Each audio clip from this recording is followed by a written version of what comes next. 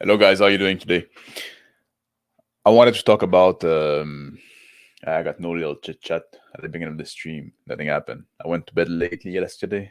I was washing my bed and I forgot to put it in the dryer, so I had to wait until it was dry. Otherwise, I would have slept in the wet sheet. Anyway, I wanted to talk about today rolling for initiative and getting into combat, and that's kind of like a I wouldn't say reply per se, but the subject came about from Shauner's video when he or Shauner's talk about it a few times when he talk about how you're basically always on initiative because you do the round robin. There's no combat round. You don't have this break when all of a sudden you roll for initiative and you're in combat, and now the flow of the game is changed. Now you just like everybody speaks. Everybody got its turn all the time. You say what you do. You say what your character is. You say what your character is doing, and then somebody else say what where his character is, and what he's doing. And you don't have this break where like all of a sudden you're in combat, and now it's a different game. Now you like you say you're playing chess, and I think he's right for what he's looking for like this because he want what he's after is like role play. That's what he want from the game. That's what he wants from it. And yeah, if you do this, all of a sudden roll for initiative, and now you got like this tactical combat going on. The role play kind of take a back seat. Now you're in a different kind of a kind of game. It becomes more tactical, like you say, like chess. Now you're playing. It's a war game, and role playing it's this like the role playing game, not just role playing, which is part of it's an important part of role playing game, but role playing game or like that weird hobby. There still is this war game DNA in it, but it move on to be something else. But you know what? I like this tactical aspect as well. It's like a steak with baked potato. You know, steaks are good, baked potato are good. Together, it's fucking awesome. You can have one without the other, but if you can have both at the same time, it's pretty good. Unless you don't like potatoes, or if you don't like steak for some reason. If you don't like steak, get out the fuck out of here. That's very un-American, and I won't stand for it. But yeah, role playing game. There's like you can have like those big role play moments that are very intense, and you all invested in the character and stuff like that. And it's true. I'm not gonna pretend otherwise. When you go into combat and you roll for initiative, and now like it's a different tempo. I often like classify those tempo, three tempo for role playing games, which I would call the action tempo. That's where into round and you calculate every second almost is accounted for, like moment to moment. And in action tempo, it's the word I use because it's usually what games do when they're if you in combat most of the time, or if you do like a run where like things that are very critical that the timing be kept. Uh, but when you're in that style of play, you're not in real time play anymore. Now the real time go right, as you go slower than the time in game or faster than the time in game. I mean, like 5 seconds in games can take a minute of real time.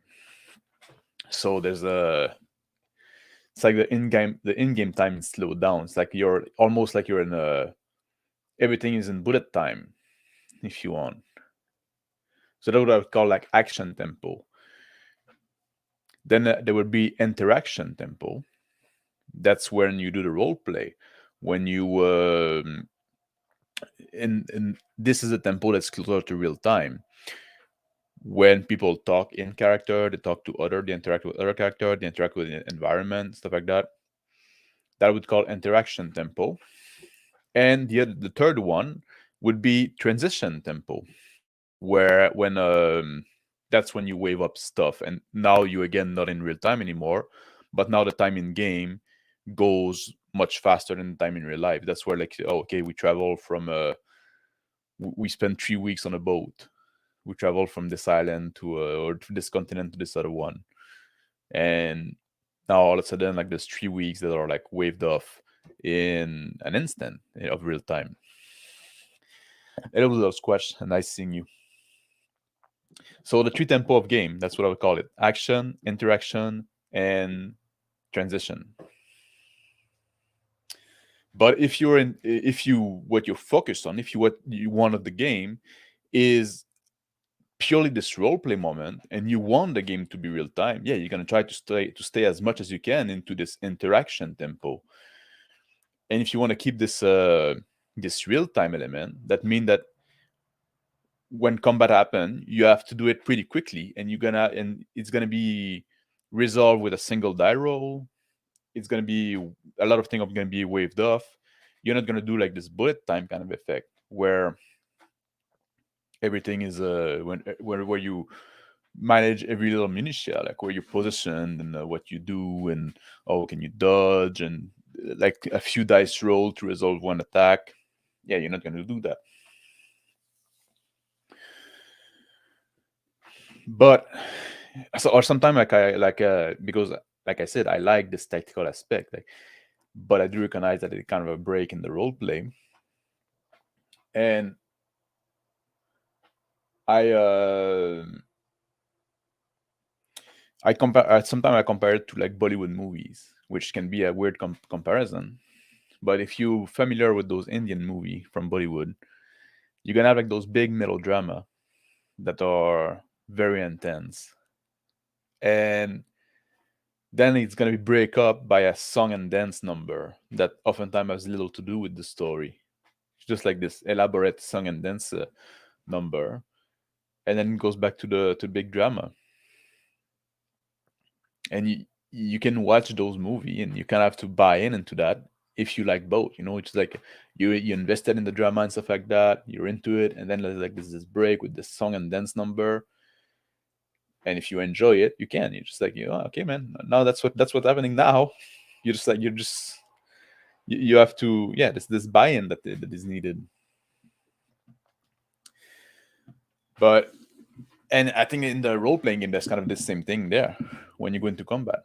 It doesn't bother me at all, and I can play a game where I don't need it in the game as well. Like I said earlier, like steak and potato, I can eat a steak by itself. I can eat a potato by itself as well. Sometimes I do play some just combat game. I play some board game. I haven't in a while, but I'm not opposed to playing some war game, skirmish game, and stuff like that. That's all fun for me. And if I'm in a role play session, in a role play group that want to just do this real time stuff and don't want to go into the tactical aspect, I can enjoy that as well. There's no problem there.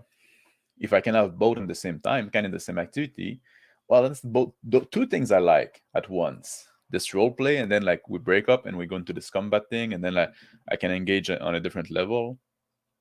Yeah, that's great for me. So that's about what I want to talk about today. I don't know you. I think there's not much people showed up today. That's all right. I have something to talk about anyway. I always come here with a subject in mind I want to talk about. Even though that I do them in live stream. What do you think about that, Doodle Squatch? Are you more into like the keeping everything real time, or do you enjoy this like war game aspect? Like suddenly, like in the role play session, and then we devolve into a war game for a little bit. Oh, and that's something I want to say as well. I do like the war game aspect, but not all games are equal in that. If the combat becomes too long, if it's a slug, if the enemies are just like big bag of hit point, yeah, then that sucks. That's no good. You still want the combat to go somewhat fast. You want to have attention, and that's something. Okay, I'm gonna go in this topic now. In D&D, in particular, especially like more recent D&D, there's no consequence for combat because of the way the game is made. You you can get injuries and stuff like that. You can lose like you're fully operational until you lost all your hit point. You can be at 1 hit point, make no difference than if you're like at full hit point. So it makes a lot of combat like the only consequence of combat. You're gonna go in the next combat with fewer hit points. But other than that, there's no consequence. You didn't lose anything. You didn't. Oh, maybe you expended some spell, but even there, like healing, and you get like so much access to rest and stuff like that. It makes combat in a way like there's no real consequence to combat unless you die. Because it's so easy to heal, it's so easy to come back from it. And if you get into game like a Forbidden Lands, or even like I was talking the other day with the total party skill system, where when you get injuries, then all of a sudden you get malus on your roll and stuff like that. You're losing some dice, and then you have to think about it, and it makes that the combat has an impact, and you want to avoid it maybe, or you want to get it solved quick. But when it's just like enemies are just a big bag of hit point, and your character is a big bag of hit point, and you're just like chipping away and chipping away and chipping away. And especially like when there's like, that's something I often complain about. Like if you play Barbarian in D&D 5e, most of your turn is you're just gonna wait your turn because like everybody takes so long, and then it's gonna come back to you, and you're gonna say, "Oh, okay, I do a reckless attack," and then you roll your dice, and you hit or you don't, you make it damage, and then you wait for your next turn. And next turn is gonna be the same fucking thing again. Oh, I'm gonna do a reckless attack again. Every turn. There's no choice there. Like there's an obvious option you have to do, and you do that. And every turn, you all your turn are the same. Of course, you can put like some flourish and stuff like that if you want, but like mechanically, there's no engagement there. And I think that's a big. In that way, I can see why somebody would want to avoid combat, because yeah, it's not very engaging.